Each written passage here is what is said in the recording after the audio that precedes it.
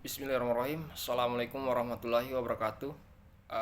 Perkenalkan, nama saya Muhammad Arham Dayat dengan NIM 21090350210 dari kelas Manajemen D angkatan 2021. Baiklah, saya akan menjelaskan materi tentang akuntansi biaya dengan tema penentuan biaya proses persediaan unit dalam proses awal. Persediaan barang dalam proses awal itu adalah barang yang belum selesai dikerjakan dan telah menghisap atau mengurangi biaya bahan baku, biaya tenaga kerja langsung, dan biaya overhead pabrik. Untuk lebih spesifiknya, persediaan unit dalam proses pada akhir suatu periode akan menjadi persediaan awal pada periode berikutnya.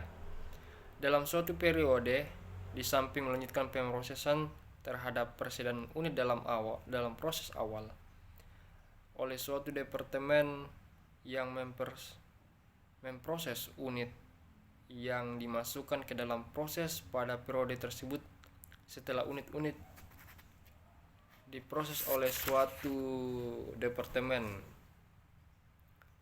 sejumlah unit selesai diproses dan ditransfer ke departemen berikutnya, dan ke persediaan barang jadi dan sejumlah unit masih dalam proses pada akhir periode. Biaya produksi yang harus dipertanggungjawabkan di suatu departemen dalam suatu periode apabila departemen tersebut mempunyai persediaan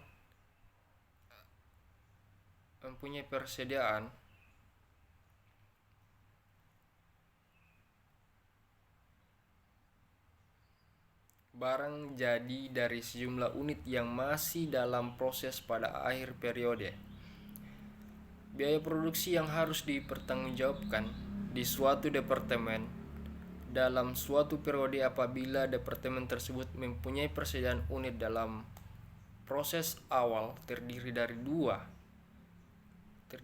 dua unsur, yaitu yang pertama, biaya yang terjadi pada periode sebelumnya yang sudah dibebankan ke persediaan unit dalam proses awal.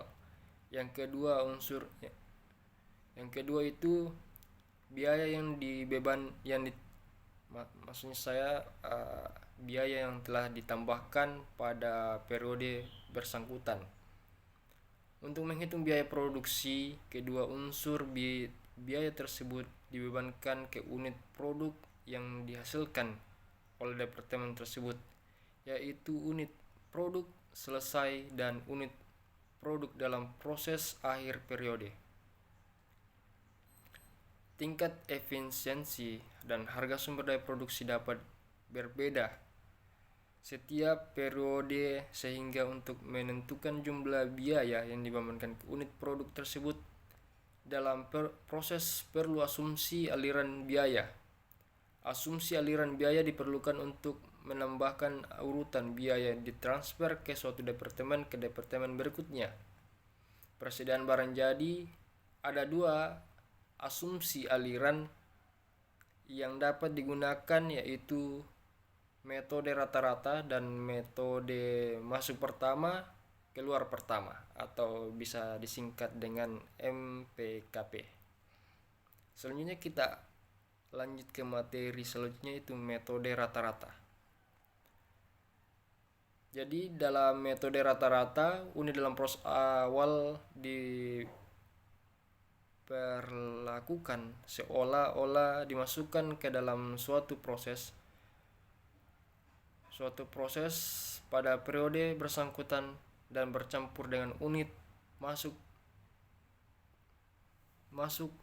proses pada periode tersebut, seolah unit-unit diproses, sejumlah unit selesai dan sejumlah unit masih dalam proses pada akhir periode. Dalam metode rata-rata, unit yang tidak selesai dibedakan menurut asalnya. Unit tersebut dapat berasal dari persediaan unit dalam proses awal dan unit masih proses dalam periode bersangkutan. Dalam metode rata-rata, biaya tidak dibedakan menurut waktu terjadinya. Biaya persediaan unit dalam proses awal terjadi pada periode sebelumnya. Diperlukan seolah-olah biaya tersebut terjadi pada periode bersangkutan. Oleh karena itu, biaya persediaan unit dalam proses awal dapat dijumlahkan dengan biaya yang ditambahkan pada periode bersangkutan. Biaya persediaan unit dalam proses awal kehilangan identitas karena penjumlahan tersebut. Selanjutnya kita melangkah ke materi selanjutnya, metode MPKP. Jadi metode MPKP itu masuk pertama, keluar pertama. Dalam metode MPKP, persediaan unit dalam proses awal diperlukan terpisah oleh unit masuk proses dalam periode bersangkutan.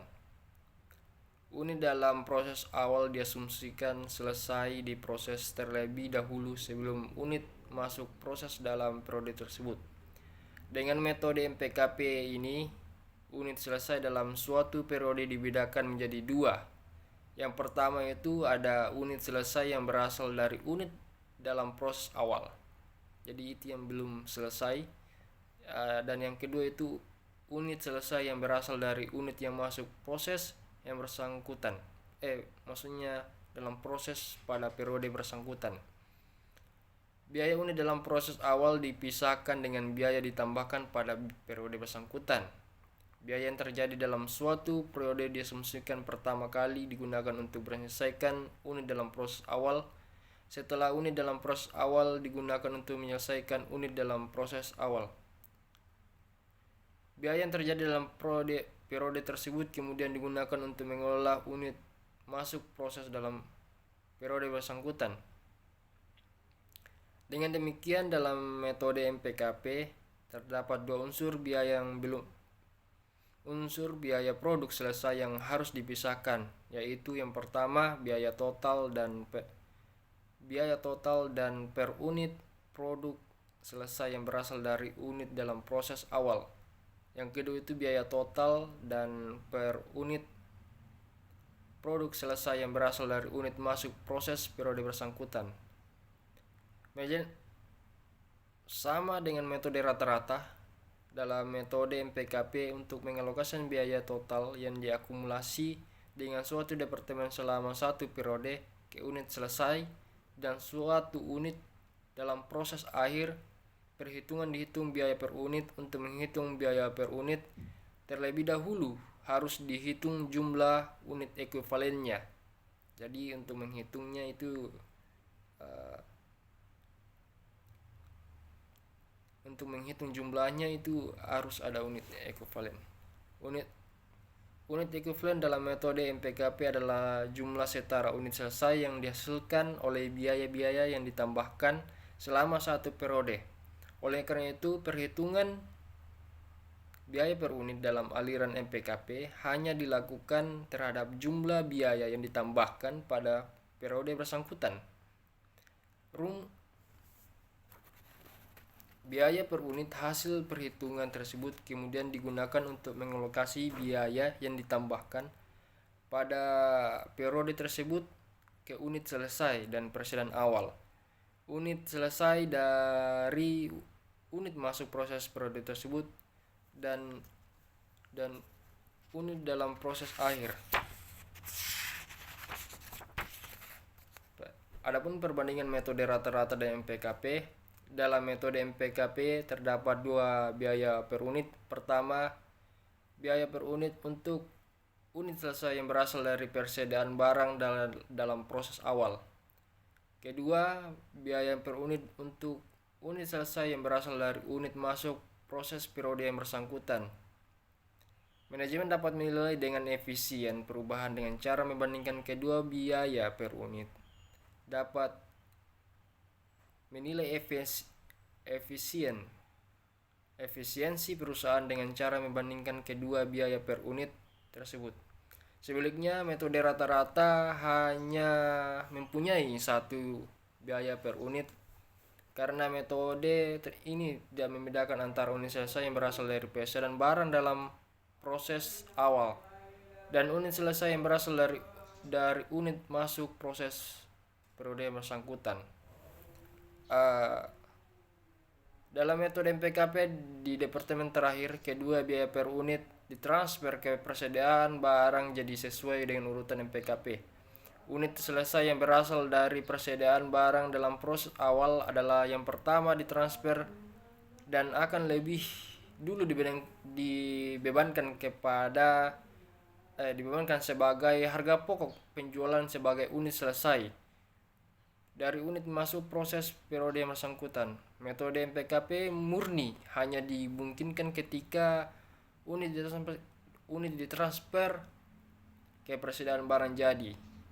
Jadi ketika unit ditransfer dari suatu departemen ke departemen lainnya, unit selesai dari persediaan barang dalam proses awal unit selesai masing-masing kehilangan identitas. Jadi itulah mungkin materi dari tema penentuan biaya proses persediaan unit dalam proses awal yang sempat saya jelaskan. Sekian dari saya. Assalamualaikum warahmatullahi wabarakatuh.